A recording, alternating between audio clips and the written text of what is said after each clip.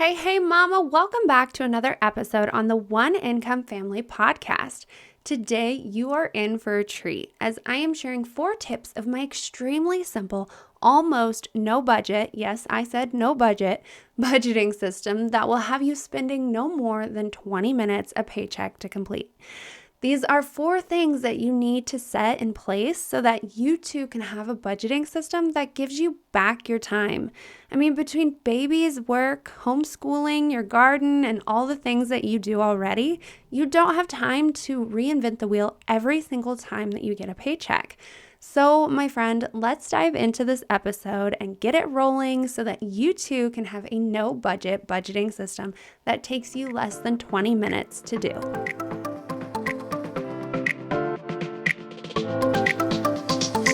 Hey friend, welcome to the One Income Family podcast. Do you live primarily on your husband's income and find it hard to save or get out of debt?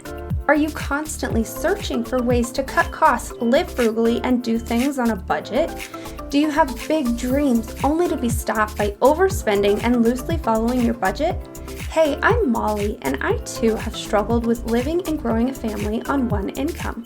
But through trial and error and a lot of help from God, my family and I have learned how to live abundantly on less. This podcast will bring you a Christ-centered, simple, and frugal lifestyle, along with how to budget so you can follow it, and time management tips that will transform your budget and your home. So go restart that laundry, grab your Bible, and let's get budgeting.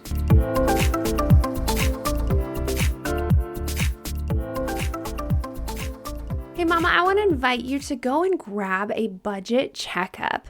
This is a 1-hour call with me that is going to get you sticking to your budget by learning what your spending habits truly are right now and finding out where your money is going each and every month. Just because everyone blames it on coffee and Netflix, and I'm sure you totally agree with this, that's what we hear all over, is that it's all them subscriptions and it's the coffee that we want that sometimes brings us joy, but that's not always the case in why our money isn't going where we want it to go, and we tend to overspend in areas. And that is what I want to help you figure out, where you are overspending, and help you figure out a plan so that you can actually stick to your budget and achieve those goals that you dream of. Maybe you want to go on vacation, or maybe you want to pay off your house, or, get debt free. All those are great options to pick from. Or maybe you've got something totally different that you and your family have always wanted to do, but you can't do it if you're constantly overspending. And that, my friend, is why I want to invite you to grab a budget checkup so that we can look at what it is that you're doing and get it, reined in and make it so that you can actually achieve those goals. So again, go head over and get a budget checkup. Go to bit.ly/budget checkup so that we can track, goal set, and keep you on budget. Alrighty, so I'm sure you're anxiously awaiting to hear what these 4 tips are to build a budget that essentially is no budgeting, right? But before I do that, I want to talk a little bit about how this budgeting system even came to be. So I have done all the budgets you can think of. I've constantly changed them up, doing multiple different things because I really just enjoy budgets, and I've tried to figure out, what one suits our family best. And the zero-based budgeting, it worked, but I didn't really like the way Dave Ramsey had it set up. It just seemed so overwhelming, and it was difficult to keep track of. And then I fell into one that Chelsea Joe, somebody online that I'm sure you probably have heard of. If not, go check her out.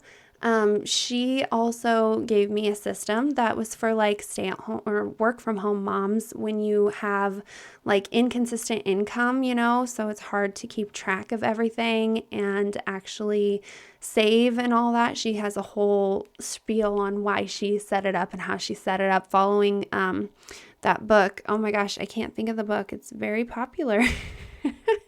If I think of it, I'll throw it in the show notes, but I'm drawing a blank on what the name of the book is.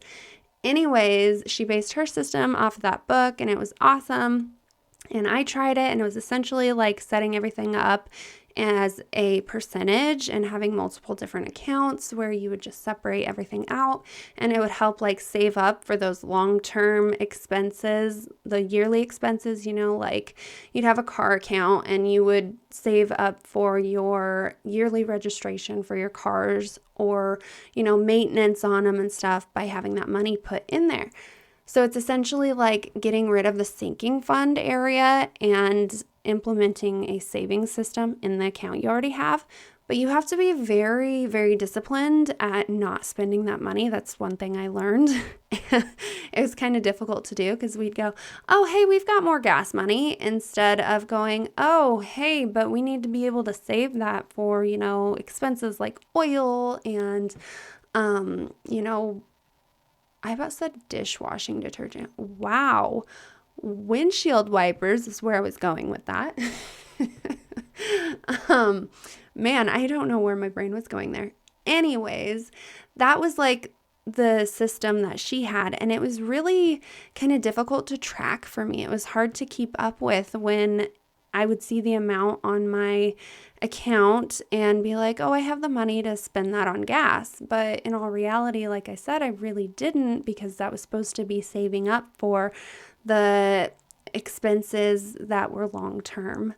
And it was difficult to complete, to keep track of, to stick with.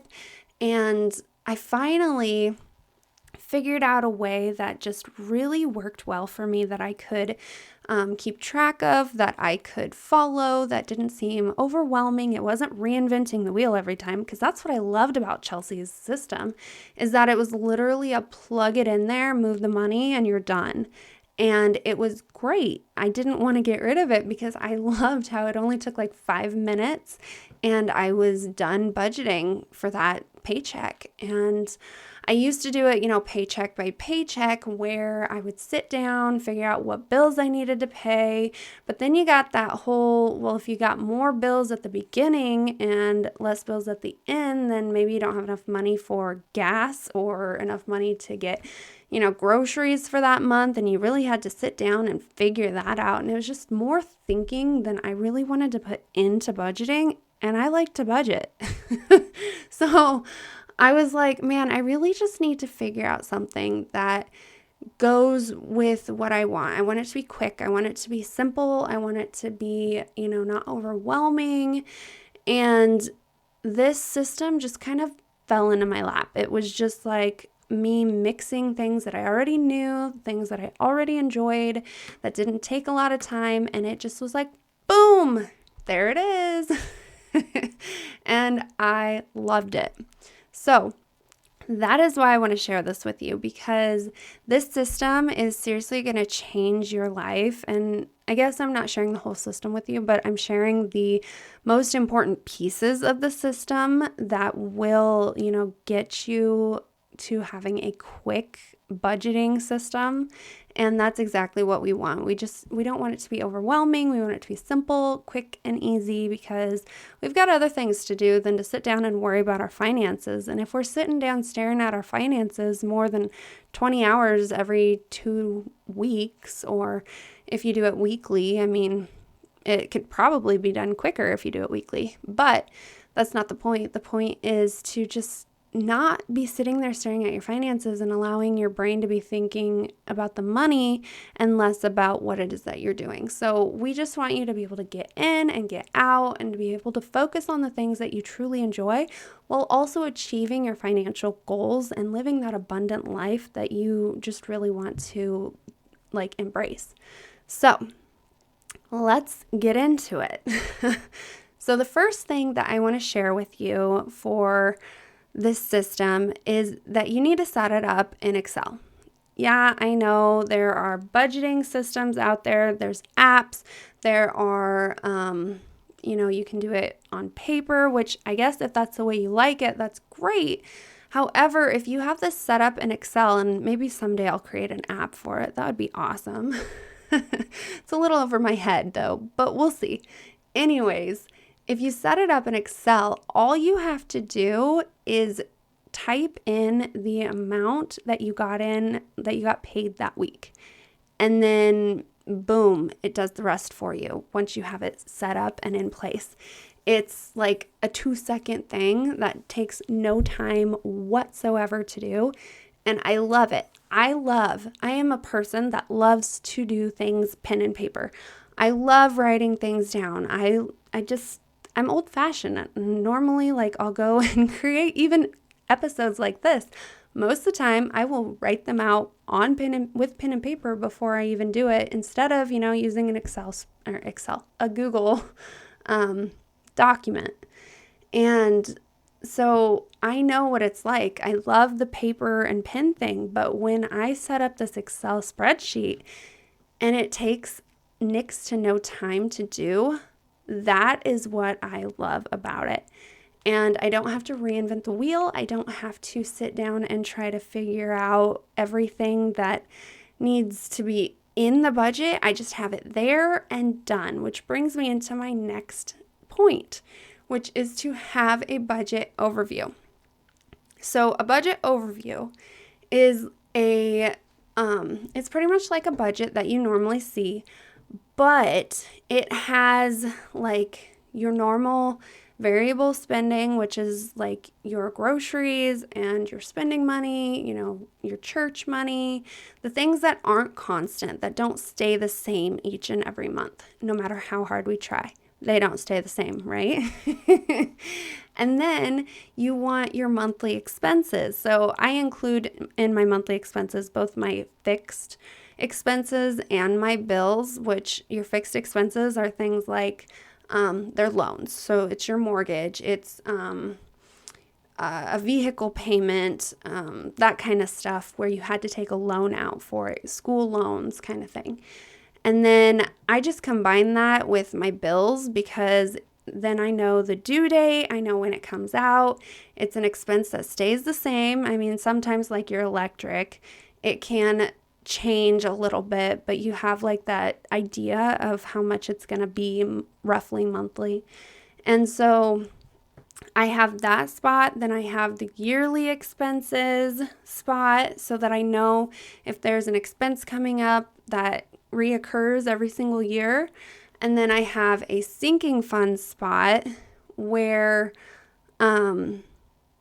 if things are coming up like holidays or school, or, I like to have a health account. Instead of having an HSA, I just have my own special health account. So when we get sick, you usually have to go and get more medication because you're out of your Tylenol and that kind of stuff. So that's what I have.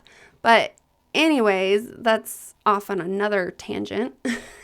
I have my sinking funds, and then I just have it all in one sheet, and all I do is duplicate that same sheet every single month.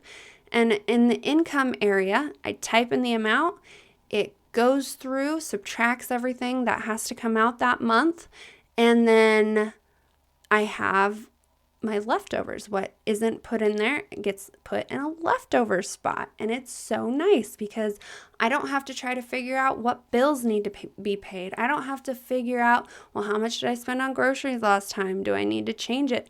Now, I'm not saying that you shouldn't track your expenses and change things and tweak things as you go along, which you totally and definitely should, which is what my last episodes have been about. So if you don't know about that, definitely go check those out, because you definitely need to be tracking your finances and tweaking your variable spending along the way.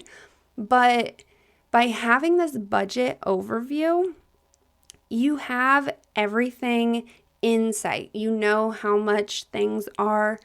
And yes, with inflation, some insurance has went up, like the internet maybe has went up. I know my trash has went up. So there are things that do change along the way, which you need to tweak on your monthly overview. But it's not like you have to sit down and reinvent the wheel and try to figure out, well, this needs to be in here and this needs to be in here. Or when I sat down to do a budget by paycheck system, I had to figure out, which bills I had to pay, and then had to figure out the amount. No, it's all in one location. And it just makes life so much easier not having to figure that all out. So then that moves into my next point, which is after you have your overview, on your overview, you have what I mentioned is a leftovers account. And this leftovers account, which this is the part where in Chelsea's system, even though I loved it, if I had something come up that was unexpected, I didn't have like an amount that could just go towards that. I had to go, well, am I going to pull this from the house account? Am I going to pull this from the car account? Am I going to pull it from the savings? Where is this unexpected? And I'm talking things like, oh, maybe I want to buy something for a birthday, or there's a wedding that came up that I didn't think about, or a doctor's bill came out that I needed to pay, things that just happen in life. And if you have like a calendar budgeting system, you would see and you'd be able to budget that in there. But with her system where everything just went somewhere, I didn't have like a miscellaneous account. And that's what was like, well, I don't know what to do. And so in this system that I have what I call a leftover account. Now, you don't have to have like a legit account. If you don't want to, I do suggest having more than one account, which I will have an episode on how many accounts I believe each family should have. However, this system has what I call a leftover amount that you can sit down and you can go, okay, well, this month I didn't get a lot of money in, so there was like $60 left over. What am I going to do with that $60? Is it going to sit there in case something comes up? Or did something happen last week that I need to replenish? Like, did someone get sick and so I need to put money back into the health account? Did we spend a whole bunch of gas and now we're on empty when we like to stay on full? Do I need to put more money into the gas tank and fill up my vehicle so I'm not running on empty? There are so many things you can do. And the best thing about this system is with that leftover amount, you can actually, that's the smallest amount that you have to figure out what to do. Instead of trying to reinvent the wheel and figure out where every single dollar goes, you know where 90% of your money is going. This is a small amount that you can decide, oh, we want to go on a date. Let's use that money for a date. Oh, we want to go to the park. Let's go to the park. Park doesn't really take a lot of money, but if there are rides, it could take some. But that's what I mean. Like with that leftover amount, you can look at your calendar, see what's going on. If nothing's going on, then you can use that leftover for whatever it is that you want to do. Maybe it's a little extra that you're going to throw at a bill, or maybe it's a little extra, or not a bill, some debts. That's what I meant to say. So like the mortgage or a pickup payment to become debt free, or maybe throw it into a vacation account so that you can go on that vacation. That's exactly what this leftover account is for. It's to make you feel less like bound. It's to make you feel like you have decisions that you can make with your finances instead of feeling like you have nothing. And even if it's $5, even if it's $10, it doesn't matter. Maybe you've got $200 extra that you can work with this paycheck, but it just gives you that freedom to not feel so stuck and like you can't move and you can't breathe. It allows you to choose what you want to do with that leftover money instead of, having everything gone and put in a place that just makes you feel like you can't do anything, like you're poor, like you can't go out and have a little bit of fun. And that's exactly what I want for you. I want you to feel like you can go out and live. I want you to feel like you can spend a little bit on gifts if that's what you like to do, if that's what brings you joy. But you also need to know a limit. You need to set rules around it. You need to know what to do with that leftover. And maybe I'll do I'll do an episode on the leftover account to help you really utilize it at its best and make it work for you so that you get the freedom that you're looking for instead of feeling stuck and like you can't breathe and like your money is controlling you instead of you controlling your money. Okay, so that is the first 3 tips. So set it up in Excel, have a budget overview, and then have a leftover account or area or however you want to follow it. Like I said, I suggest having accounts, but if you don't want to do it that way, that's okay. But point number 4 is kind of the thing that really just exploded this whole system. It made it work so well that I don't really even have to think much when it comes to budgeting. And that is, I have combined, which I mentioned this a little bit in the budget overview, but I have combined my monthly expenses into one amount and then divided it by the amount of paychecks I have.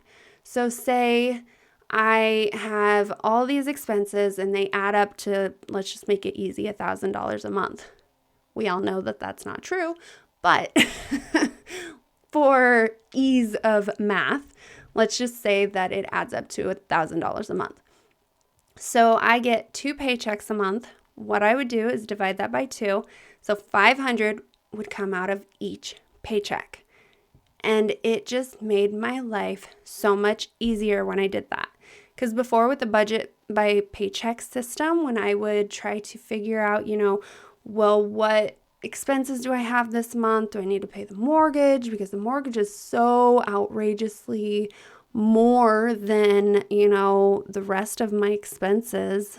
And trying to balance that out so that it wasn't overwhelming was just terrible. Sometimes I'd end up with like $50 a month after paying bills. And I'm like, yeah, that's not going to work. So when I finally figured out how to make this, it's pretty much like turning it into a monthly system. It just made it so much easier. Then I didn't have to worry about how much would come out of each paycheck and whether I could get groceries that paycheck or if I had to wait till next paycheck. It made life so much easier by combining those expenses and then dividing them by paycheck. Trust me when I say it's a game changer, it is a game changer. It has made my budgeting so much easier and so much less overwhelming. I've been able to do more things with my family, save more, pay off debt easier than if I were trying to figure out, what bills I needed to pay. The budget by paycheck method is great for those who can do it, but when you're living on as little of income as we are, with the one income, it can be stressful and difficult to manage, and then trying to figure out where the rest of that leftover income can go and how to do it, or even if you have any based on that system, that's where the overspending can come so easily. Because if you only have $50 to go get groceries, that can be overwhelming and stressful. And trust me, this takes the stress out of it by dividing up those expenses per paycheck so that it's an even amount. My goodness, my mouth does not want to keep up with my brain right now. Anyway, so that it's an even amount coming out each paycheck instead of different numbers that just can be so stressful and overwhelming to try to figure out. And it's just like reinventing the wheel. This prevents it and it makes it so much easier. So if that is the only thing you do that you take from this episode, please go and implement it. Go and combine your expenses so that your life is so much easier and less stressful, and you can actually get there to your goal that you have easier because you can see things instead of trying to picture it in a system where everything's just, going back and forth and numbers aren't staying the same. This makes it easier. It takes the stress out of it, and go and do this. Like I said, if this is the only thing you do it. Okay, so let's wrap up. What did I talk about? I talked about setting up seriously, I can't talk now. Okay, so we're setting up an Excel spreadsheet. so that it's simple and easy, and all you have to do is type in a simple income amount and it subtracts it for you. It puts it over into your leftover account. Once you have your budget overview set up, then it subtracts it for you and puts it into your leftover account. These kind of all go together, so I'm trying not to jump over one or the other. And then having your monthly expenses combined into one even amount that is taken out of your paycheck every time you get paid. I'm struggling now. Maybe it's time to stop the episode before I confuse you any more than I already have. Okay, so I hope that this episode has really opened your eyes to a new way of budgeting so that it's quicker, easier, less stressful, and gives you back the time that you would like. And maybe this way, instead of focusing on your budget each and every single time, you can budget, or you can think more about being frugal and making decisions on cutting costs or saving. There's so many options that you can do to make your money work for you instead of against you.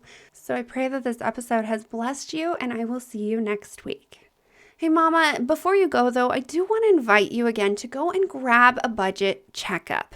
This is a 1-hour call that's going to get you staying on budget by learning what your spending habits truly are and finding out where your money is going each month. Not only that, but we also set up your budget overview together once we figured out what your spending habits are. And that budget overview is going to be amazing, and it's going to get you places that, like I said, it's just going to really help you take the stress away and get you to saving and achieving those goals that you truly want. Because most people are going to blame the overspending on, Netflix or coffee or, buying those gifts that you like to get for friends and family. But that's not always the truth. So I want to help you figure out what your true spending habits are and help you create a budget overview that's going to help you succeed and stick to that budget. So head on over to bit.ly/budget checkup so that we can track, goal set, and keep you on budget. Hey friend, I hope you enjoyed today's episode, and I pray that it inspired you into action. If so, would you take 30 seconds and share it with that friend who also lives on one income and wants to learn how to live abundantly on less? Also, please leave a quick review for the show. It lights me up to know this podcast is helping you, and it helps get the show out there to other mamas in need.